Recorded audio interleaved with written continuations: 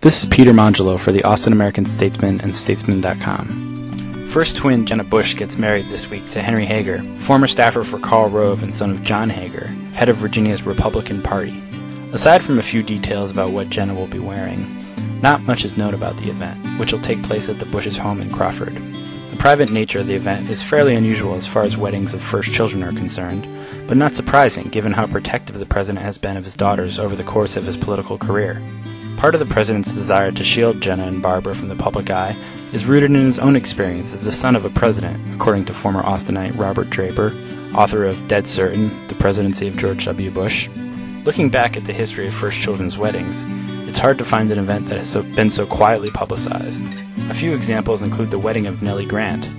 Her 1874 marriage to British aristocrat Algernon Chartres was covered extensively by the press, with one paper running a 12-page pictorial of the event, according to presidential historian Doug Weed.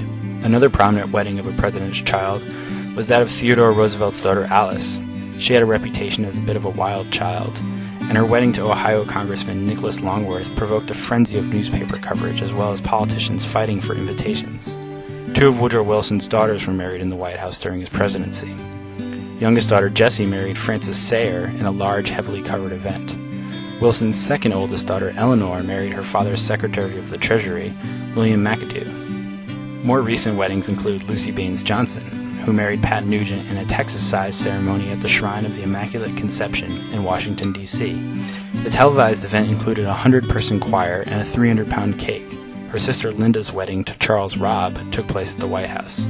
The event, dubbed by NBC as Candlelight and Cross Swords, highlighted the fact that the president had a family member fighting in the war, says Catherine Jellison, author of a book on the history of American weddings.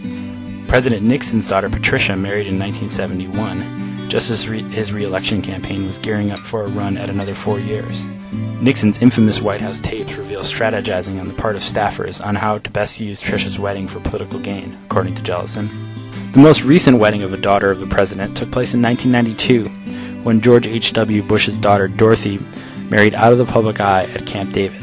The press was not notified until after the ceremony took place. Dorothy's wedding is perhaps the most telling piece of evidence that the Bush family has experience in keeping the press away from their private affairs.